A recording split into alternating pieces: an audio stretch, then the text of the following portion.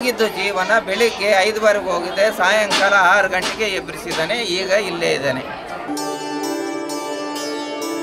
ಎಲ್ಲ ದೇವರು ಬೇರೆ, ಈ ದೇವರೇ ಬೇರೆ. ಇನ್ನೊಂದೇನಂದ್ರೆ ಇಲ್ಲಿ ಏನು ಇದ್ರೂ ಒರಿಜಿನಲೇ ಇರುತ್ತೆ. ಪ್ರಿಯ ವೀಕ್ಷಕರೇ, ನಮ್ಮ ವಾಹಿನಿಗೆ ನಿಮಗೆ ಸ್ವಾಗತ ಕೋರುತ್ತಾ ನಾವಿಂದು ನಿಮಗೆ ಪರಿಚಯ ಮಾಡಿಕೊಡಲು ಹೊರಟಿರುವ ಪುಣ್ಯ ಕ್ಷೇತ್ರವೇ ಪ್ರತ್ಯಕ್ಷ ಶ್ರೀ ವೀರಾಂಜನೇಯ ಸ್ವಾಮಿ ದೇವಸ್ಥಾನದ ಬಗ್ಗೆ. ಈ ದೇವಸ್ಥಾನದಲ್ಲಿ ನಿಮ್ಮ ಎಲ್ಲ ಸಮಸ್ಯೆಗಳಿಗೆ 5 ನಿಮಿಷದಲ್ಲಿ ಪರಿಹಾರ ಸಿಗುತ್ತದೆ. ಇದು ನಿಜ ವೀಕ್ಷಕರೇ. ಮತ್ತು ಮುಂದೆ ನಿಮ್ಮ ಜೀವನದಲ್ಲಿ ಏನಾಗುತ್ತೆ ಅಂತ ತಿಳಿಸುತ್ತಾನೆ ಶ್ರೀ ಆಂಜನೇಯ ಸ್ವಾಮಿ. ಲಕ್ಷಾಂತರ ಭಕ್ತರನ್ನು ಹೊಂದಿದ್ದಾನೆ ಈ ಪವಾಡ ಪುರುಷ ಶ್ರೀ ಪ್ರತ್ಯಕ್ಷ ಆಂಜನೇಯ ಸ್ವಾಮಿ. ಈ ದೇವಸ್ಥಾನ ಬರುವುದು ಬೆಂಗಳೂರಿನಿಂದ 202 ಕಿಲೋಮೀಟರ್ ದೂರದಲ್ಲಿದೆ. ಪಾವಗಡದಿಂದ 54 ಕಿಲೋಮೀಟರ್ ದೂರದಲ್ಲಿದೆ. ಚಿತ್ರದುರ್ಗದಿಂದ 74 ಕಿಲೋಮೀಟರ್ ದೂರದಲ್ಲಿದೆ ಈ ಪುಣ್ಯ ಕ್ಷೇತ್ರ. ಇದೇ ಗ್ರಾಮಸ್ಥ 28-26 ವರ್ಷ ಆತ ನಿಮಾನ್ಸ್ ಹಾಸ್ಪಿಟ್ಲ್ಗೆ ಹಾಕೊಂಡು ಹೋಗಿದ್ದಾರೆ. ನಿಮಾನ್ಸ್ ಹಾಸ್ಪಿಟ್ಲ್ನಲ್ಲಿ ಸತ್ತೋಗಿದ್ದಾನೆ. ಈಗ ಇದ್ದಾರೆ ಅವರು. ಸತ್ತೋದ್ರೆ ಬೆಳಿಗ್ಗೆ 6 ಗಂಟೆಗೆ ಸತ್ತೋಗಿರೋದು. 6 ಗಂಟೆಗೆ ಸತ್ತೋದ್ರೆ ಈ ಊರಿನಲ್ಲಿ ಅವ್ರ ಕುಟುಂಬ ಒಂದು 75% ಸಂಬಂಧಿಕರಿದ್ದಾರೆ. ಸಖತ್ತುಗಳು ಅಂದರೆ ಏಜ್ ಬರೀ 26. ಆವಾಗ ಒಳ್ಳೆ ಹುಡುಗ, ಒಳ್ಳೆ ಮನುಷ್ಯ. ಅಂದರೆ ಅವರೆಲ್ಲರೂ ದೇವ್ರ ಸೇವೆ ಮಾಡೋರು.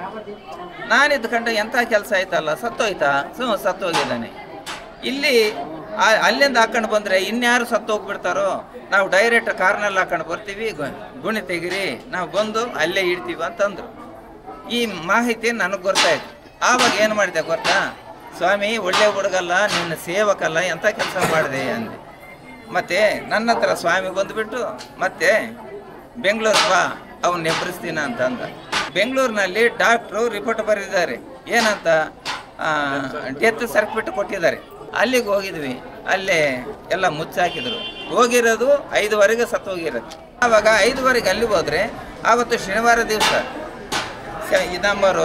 ನಮ್ಮ ನಾಯಕರು ವಾಲ್ಮೀಕಿ ಜನ ನಮಗೆಲ್ಲ ಆತ್ಮೀಯರು.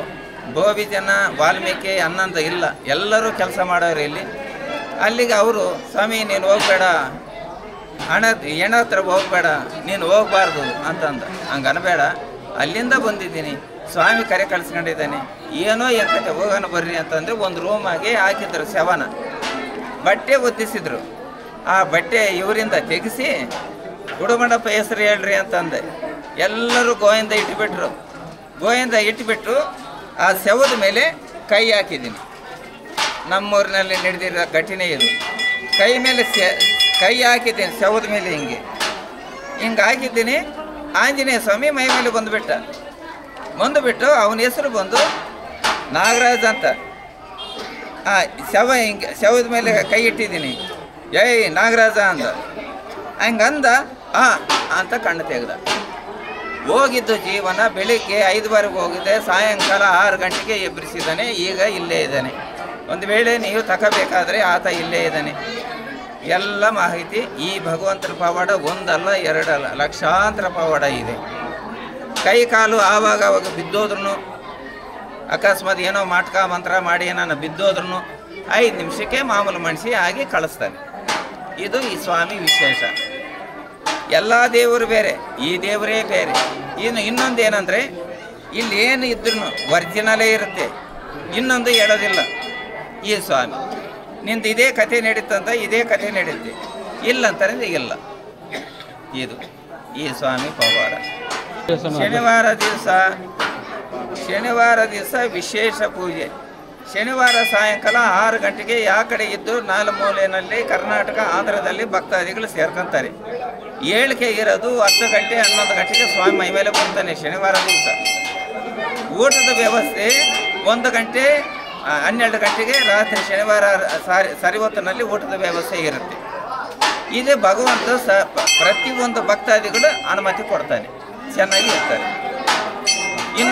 ಇನ್ನೊಂದೇನು ನಡೀತಂತಂದರೆ, ಹೊಸವನು ಬಂದು ತಂದೆ ನನ್ನ ಕಷ್ಟನ ಇಂಥ ಪರಿಹಾರ ಮಾಡಿಕೊಡಂತ ಸುಮ್ಮನೆ ಕೈ ಮುಗಿದು ಹೋದರೆ ರಾತ್ರಿಗೆ ಅವ್ರ ಕನಸಿನಲ್ಲಿ ಹೋಗ್ಬಿಟ್ಟು ಆವಾಗ ತಿಳಿಸಿ ನಿನ್ನ ಕಷ್ಟನ ಬಿಡುಗಡೆ ಮಾಡಿದ್ದೀನಿ ಎದ್ದಳಂತ ಹೇಳ್ತಾನೆ ಹೊಸ ಜನ.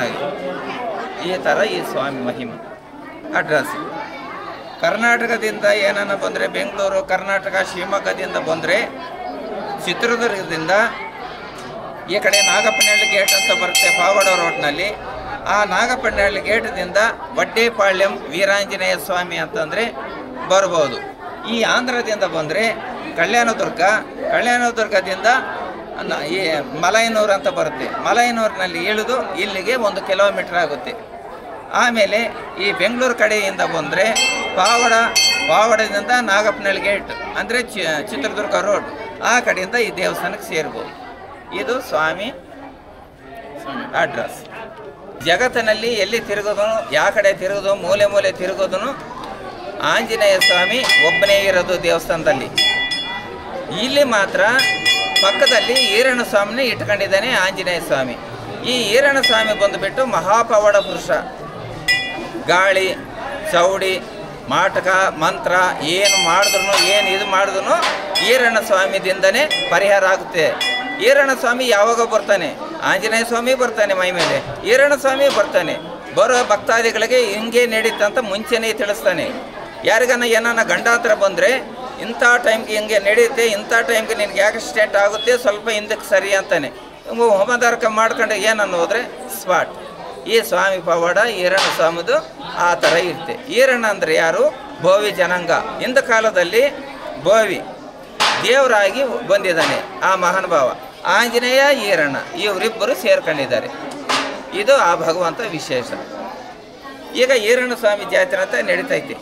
8ನೇ ತಾರೀಕು, 8, 9, 10, 11 ಈ 4 ದಿವಸ ವಿಶೇಷವಾಗಿ ನಡೀತೆ. ಅದರಲ್ಲಿ ಭಾಳ ಪವಾಡ ಇರುತ್ತೆ. ಈರಣ್ಣ ಸ್ವಾಮಿ ಒಬ್ಬಂದೇ ಜಾತ್ರೆ ಆಗುತ್ತೆ. ಒಂದು ಕರೆ ಓತ್ ಅಂತ ಐತೆ. ಆ ಕರೆ ಓತ ಮೇಲೆ ಈರಣ್ಣ ಸ್ವಾಮಿ ಮೈ ಮೇಲೆ ಬರುತ್ತೆ. ಆ ಓತದಿಂದ ಮಹಾಪವಾಡ ನಡೀತೆ. ಈ ಥರ ಈರಣ್ಣ ಸ್ವಾಮಿ ಮಹಿಮೆ. ಶನಿವಾರ ದಿವಸ ಈರಣ್ಣ ಸ್ವಾಮಿ ಈ ಟೈಮಿಗೆ ದೇವಸ್ಥಾನಕ್ಕೆ ಹೋಗ್ತಾನೆ. ಹೊರಗಡೆ ಒಬ್ಬನೇ ಹೋಗ್ತಾನೆ. 4-5 ಗಂಟೆಗೆ ದೇವಸ್ಥಾನ ಸೇರ್ಕೊಂತಾನಲ್ಲಿ. ಆವಾಗ ಬೆಳಗಿನ ಜಾವು ಭಕ್ತಾದಿಗಳು ಒಳ್ಳೆ ಸರಿವತ್ತಿನಲ್ಲಿ ಸ್ವಲ್ಪ ಮ್ಯಾಕೆ ಅವು ಇವು ಕಡಿಯೋದು ಆ ಸ್ವಾಮಿಗೆ. ಒಳ್ಳೆ ಸರಿವತ್ತಿನಲ್ಲಿ 1 ಗಂಟೆಗೆ ಆ ಥರ ಮಾಡಿ 3 ದಿವಸ ಇಲ್ಲೇ ಇದ್ದು ಆ ಭಗವಂತನ ಸೇವೆ ಮಾಡಿ ಹೋಗ್ತಾರೆ.